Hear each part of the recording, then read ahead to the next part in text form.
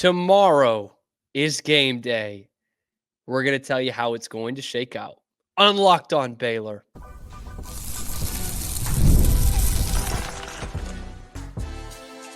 You are Locked On Baylor, your daily podcast on the Baylor Bears. Part of the Locked On Podcast Network, your team every day. Hello, Bears fans, and welcome to another episode of Locked On Baylor, brought to you by 5 Hour Energy, and it is part of the Locked On Podcast Network, where it is your team every day. I am your host, Cam Stewart of ESPN Central Texas and the Cam Show on Rogue Media Sports Network, and we thank you for making it your first listen today and every day. And today, we are learning about Baylor's opponent for Saturday. That is the Tarleton Texans, and I was tuning in last weekend, didn't know the rise of this Tarleton program. So I said, we need to fix that. There are plenty of Baylor fans who don't know that either. So that's why I have Cory Hogue from Dave Campbell's Texas Football. And before we kind of dive into the Texans here, Cory, I gotta have you put this out there. You have one of the coolest job titles in all of sports media. Can you tell us what you do for Dave Campbell's? I am the non-FBS insider. So there are 48 teams in the state of Texas that play college football. 13 of them, most of you know about. It's the other 35 that I cover, but you've probably heard of them. You've heard all around Texas. If you've been around Texas, you've heard of some of these schools. You've probably seen a Mary Hardin Baylor on national TV winning national titles. Right, like you've got UIW was on the national stage a couple years ago before G.J. Kinney went to Texas State, and they still have a really good team. So, look, man, I have the absolute best job. I have covered 3 national champions since I started this. This is my 7th year. I'm starting my 7th year. So in 6 years, there's been 3 national champions that I've covered, including that odd spring one when Sam Houston took down South Dakota State there in Frisco, which had the craziest game, tornado warning, right in the middle of the football game. I remember that. That was nuts. And I will peek behind the curtain a little bit here. Cory did say before we got on, he was like, I can give you all the Tarleton stuff. I don't know Baylor. I don't know Baylor. So that's you are committed to this niche, man, which I think is so great. And obviously here in Texas, there's a market for it, which is awesome. And so hopefully through Cory's diligent work and the people paying attention more than I am, we will have just that many less people after this show be shocked at Tarleton State being good. So let's talk about Tarleton and what a big weekend it was for them and for FCS football, for Texas FCS football on Saturday. It was their first nationally televised game. Just tell me, for someone in your shoes that are covering these teams, how big is it when you see something like that, another Texas program kind of reaching a more national stage like that? You know, it's really cool because I was sitting there Saturday in the press box, and I was on the field for the first quarter just so I could kind of get an idea of how hot it was down there. Yeah, you got a good gauge. Yeah. And so I was sitting in the press box. I started thinking as I was preparing to write the story, which wasn't even really a game story. It's about how this was so big for Tarleton. And I thought, man, 2018, I was sitting on the other side of a stadium in the only press box they had at that time that faced the sun, which is where the home fans sit, facing the sun. The visitor side was under a little bit of was beginning the construction. They hadn't even actually announced that they were going to the WAC yet at this point, that they were going FCS. They were a Division II team, one of the best Division II teams that year, by the way. And I'm sitting there watching them in 2018 playing Azusa Pacific, who no one has likely heard about from California, and they're beating them 58 to nothing. Yeah, they just destroy these guys.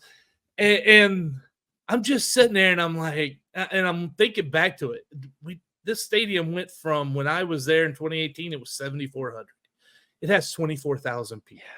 It has a video board.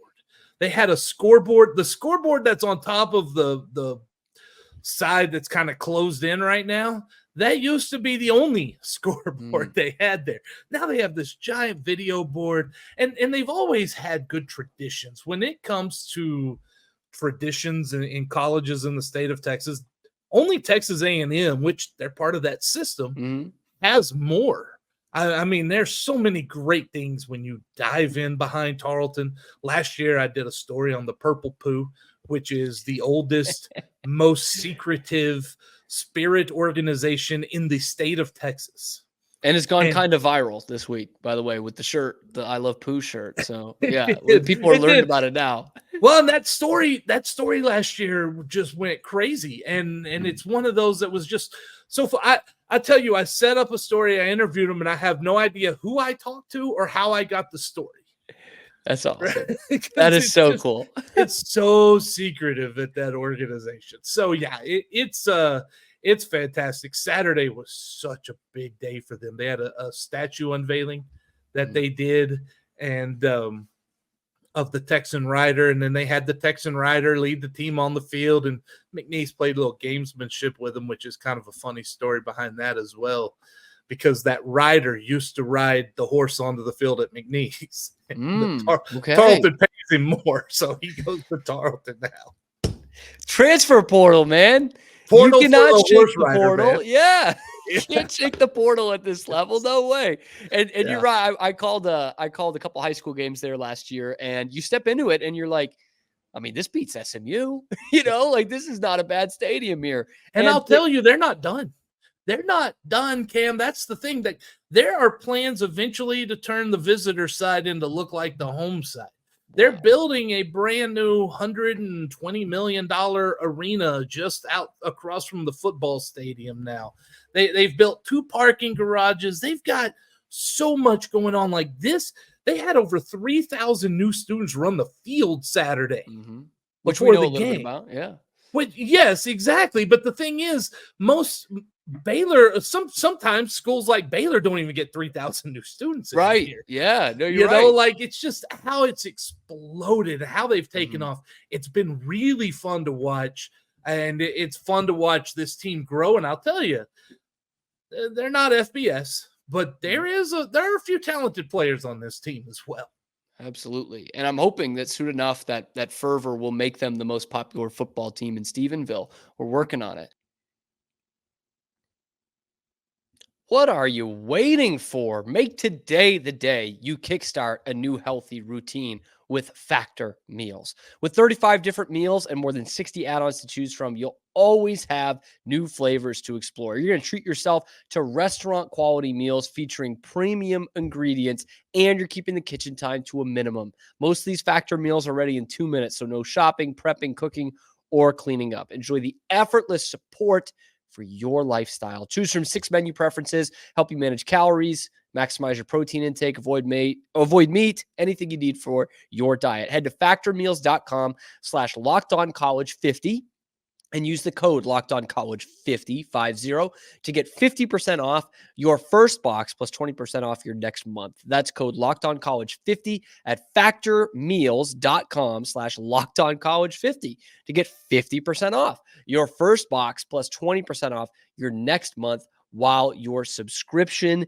is active. Today's episode is also brought to you by our friends at eBay Motors. Okay, passion, drive, patience. The formula for winning championships is also what keeps your ride or die alive. eBay Motors has everything you need to maintain your vehicle and level it up.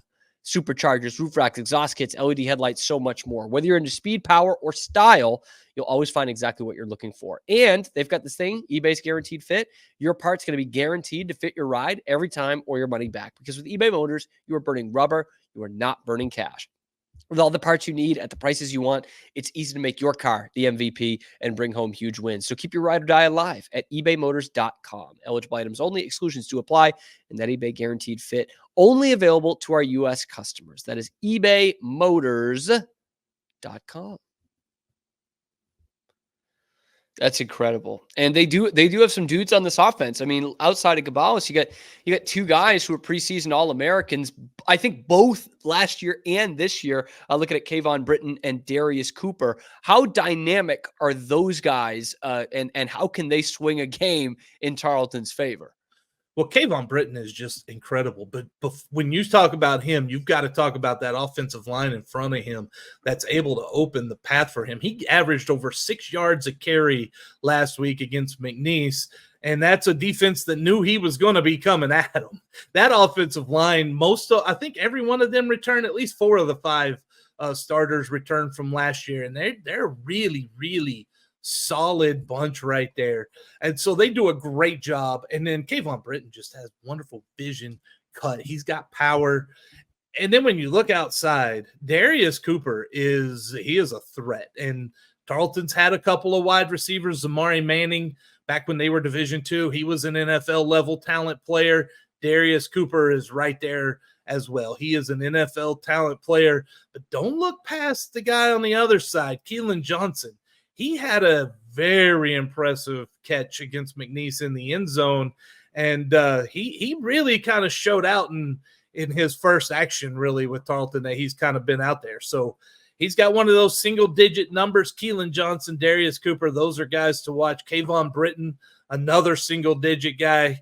He's going to be fun, and I'm telling the offensive line. Again, it's FCS, but when you look at them, that's a quality offensive line for this level of football. And so talking about, all those other weapons on the offense, we will go back to the quarterback position. Victor Caballas announced, or the team announced today, or I should say Wednesday, as we're recording this, they announced that Caballas is out for this game on Saturday against Baylor. My man Pete was out there in the second half. It was a struggle to move the ball. How big a drop-off is that for Tarleton, and can they put up points against an FBS team without Caballas out there? Well, Caballas, and I'll give you a little bit of an update that'll be coming out in something that I wrote this morning, as a matter of fact. Right. This is coming out on Friday. The blitz that comes out today has the full kind of deal. He had Caballas had a surgery. He had a thumb injury. The fear around the team Saturday after the game was that it was a major ligament problem. He did have a surgery this week, but the surgery came out better than expected. They're expecting him to miss 3 to 4 weeks as opposed to 6 or more weeks. So that is good news for Tarleton. Hopefully they can get him back healthy. Jaden Pete, he's a transfer from, I believe it was Trinity Valley, and he's a solid quarterback. He's just different. He doesn't have the same skill set as Victor Caballas. I think Caballas fits a little better into what offensive coordinator Adam Austin likes to do. But Adam Austin once was offensive coordinator for a very potent Midwestern State football team in Division II that had dual threat quarterbacks. So I think it's going to take a game change plan. I heard Todd Whitten talk this week about the fact that, that injury happened. Victor couldn't grip the ball very well at halftime. And so now they're putting Jaden Pete in it. You put a backup in the game. Most of the time that does not go well. Right. Sometimes sometimes they're successful, but your plan on offense is not for that guy to be your starter. Now they've had a week to get him a little more ready, to get the game plan, the offense kind of focused more around his skill set and what he can do. That's going to be important. I have a feeling either way, injury, surgery or not, Caballas wasn't going to play this week. Once he was injured, you knew he wasn't. They're not going to put him out there against Baylor. Sure. So this is really going to be, to me, it's a chance for the Texans to see who's their backup quarterback, because they have Daniel Greek, who was also transferred in from Mississippi State. He had a back surgery last year, so he hadn't really had a lot of time. So I think it's between those two guys. That's going to be the thing that I personally am most interested in from this game, is to see how the offense looks and who they go with, and if Pete struggles again, which it wasn't pretty last week. First half they put up 23 points, 253 yards. In the second half, Pete was 1 of 8 for 4 yards, and they had 86 total yards. So they were still able to run the ball, which tells you about that offensive line of Kayvon Britton. Sure, yeah, right? Yeah. They were still able to run the ball some. But it is a whole different look when Gabalis is out, and so I'm interested to see what that does look like tomorrow. All right, Cory, before I get you out of here, we got to get to brass tacks. I know you don't know, you're not up to speed a lot with the FBS teams. That's okay. That's not your job. But what I'm going to ask you is if Tarleton State can pull off the impossible, who needs to go off or what needs to go off for the Texans for that to happen? As someone who covers this for a living, what would you consider the impossibles? Making it a competitive game? Making it a competitive path? I will tell you, 2019, Baylor, Stephen F. Austin met in the season opener. It was Colby Carthel's first game there as head coach. I was at that game, and they punted right directly into the back of the up back right off the bat, and I still haven't let Colby live that one down. That was a game that Baylor just destroyed them. It won't be like that. That was a bad SFA team back then that was going through a lot, including some NCAA violations against a good Baylor team too. Against a good Baylor team, then yes, it was a complete. We didn't know it at the time, but that was a very good Baylor team. Yeah. Yes. So I think you'll see a competitive game for a good half. The difference there's two things that you'll see in a difference between FBS to FCS. Number one, the overall talent level is just better at FBS. There are those few players like the Kayvon Brittons and the Darius Coopers that have NFL ability, but that's that's about it, right? Like there's not a whole lot more like there would be on a Baylor team. The other thing is depth. Yeah. Once you get past that first string, the second string's not near as good. Sam Houston saw that last year. They didn't realize how they had a national championship team at FCS, and they go out there and win 3 games, and they struggle to get 3 games because they didn't have that depth needed. And that's what's going to make a big difference. I think Tarleton wears down in the second half, and I would say I think Baylor should probably 28, 30 points at the end of it, and I think both teams will probably walk out feeling pretty good about themselves if that's the case.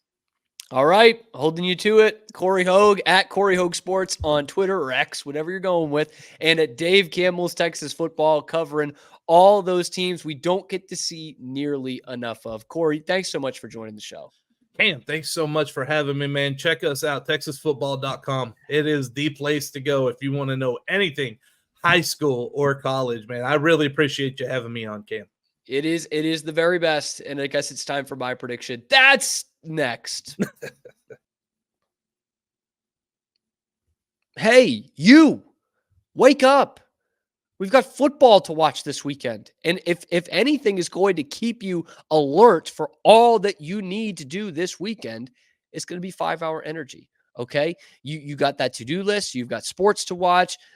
5 Hour Energy Shot. That's going to keep you alert for all your games, all your projects, and stay up for those intense ones as well. Okay, so 5 Hour Energy is the brand hardworking people like you have trusted for over 20 years to give them the alert, energized feeling they need to get through one of those busy, hectic days, of which there are so many here in the fall. You always know where to find 5 Hour Energy Shots right at the cash register at nearly every convenience store, grocery store nationwide. Stock up on money-saving multi-packs to make sure you never run out of delicious, energizing 5 Hour Energy Shots. So go to 5hourenergy.com. That is the number 5hourenergy.com.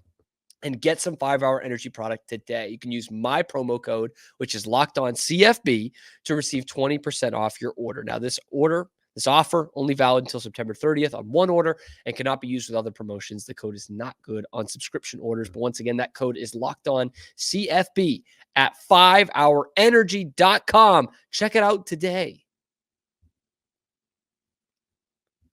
Okay, I did promise my prediction. Well, to be quite honest with you guys, I don't see how Tarleton can move the ball.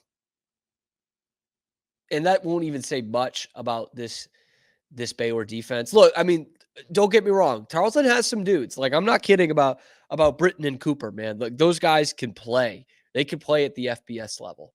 In fact, their coach was saying on the radio with us on Thursday that there were plenty of offers, especially for Darius Cooper, to go and play a level above this. But he's stuck with Tarleton. There are some dudes there. But without Caballas at quarterback, they're going to roll out the other two. I just don't see it. I've seen one score prediction from some source, I wish I had it in front of me, that said 38-20. It's not going to be that close. It's not going to be that close. And maybe I am being too confident in this Baylor team, but I see, first off, Tarleton not being able to move the ball. I think they struggle to get in the end zone and put points on the board. I see Baylor just getting some guys in space, man. Whether this offense is going to catch on right away or not, you're playing an FCS opponent.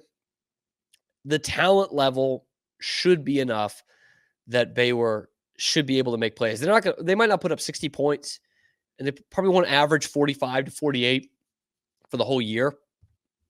But I find it very difficult for this Baylor team to not put up points in this game with Daquan Phim, with Monterey Baldwin, with Dawson Pendergrass and Richard Reese, with Ashton Hawkins. I don't see how they don't put up the points. So without beating around the bush any longer, I get the Bears winning this game. I do. I've got Baylor winning it. And part of it is it doesn't even feel like there's confidence on the other side. You know, Cory's obviously not associated directly with Tarleton, but he didn't even think there was a chance for Tarleton to be in this game, especially without Caballas in there. And talking to Todd Whitten, the head coach, on the radio, he didn't say, "Hey, we're going to lose. We're going in there to lose." But he was saying, "Yeah, we're gonna kind of figure some things out about our team. We're gonna try some things out, and that means we're probably not going to win this game." And he did mention they're getting a nice check for this, so that is part of this too. So I think Baylor's going to win the game, and I am guessing 45-10. Although, how poetic would it be if it was 45-0, which would have been the exact score that was 10 years before on opening night of McLane Stadium. 45-0 over SMU. Actually, you know what? I'm going to change it. I like symmetry. Baylor's going to win. This is breaking news. Baylor's going to win 45-0. 45-0 is going to be the final score. Your Baylor Bears going to be 1-0 on the season, a feat they did not accomplish last year. That's the other thing. I've had some people reach out about, like, well, you know, all the stuff you're hearing about Tarleton, same things we said about Texas State. Not really. Like, Texas State was an FBS team. They obviously had a better year than most people thought they were going to, so it's not like they had hype coming in. But they had a Power 5 quarterback. They had a hot young coach. They had a bunch of guys in from the portal that, you know, they didn't know any better. You know, those things come into play. You know, Texas State is not the Texas State of even 3 or 4 years ago. Not Jake Spavital's Texas State. How about that? Like, we are talking about a good FCS opponent, but an FCS opponent without their quarterback that barely hung on to beat McNeese State last week. Again, without their quarterback. Like, we have seen what this Tarleton State offense looks like without Victor Caballas in there. And it's not good. It's not good at all. They were 1 of 8 passing the ball in the second half. So I got Baylor 45-0. Why not? It's a good FCS team. They might put up some points. But 45-0 is what I'm going with, mirroring the opening of McLane Stadium. Also on August 31st, am I right in saying that? In 2014, the 45-0 win over SMU. I'm interested to hear what you guys say. What is your score prediction? Drop that down in the comments below on YouTube or tweet at us at Locked On Baylor, X us. I don't know if that's how you even say it. I don't know what Elon wants us to say. But tweet that at us or drop it down in the comments below. Be sure to like and subscribe. Ring that notification bell so you get notified every time we're dropping a video on YouTube or wherever you get your podcasts. We're the only show that is exclusively Baylor 5 days a week that is not tied in to Baylor University. And we're still proud of that. So thank you guys so much for making it your first listen today and every day. Get a good night's rest, hopefully after your high school football game, because we have Baylor Bears football on the Brazos tomorrow. Come on by. Touchdown Alley I'll be on the pregame show, the Baylor Alumni Tailgate Show with Matt Mosley. That's going to start at 2 o'clock. We'll go from 2 to 4. John and Derek will take it over from 4 till kickoff. So I know you guys are going to be out in Touchdown Alley doing your tailgating anyway. Come on by and see us. Would love to see you, and would love to hear your score prediction there as well. Once again, thank you for making it your first listen today and every day. Get jacked, people. The time is now, and we will have reaction for you on the next episode of Locked On Baylor.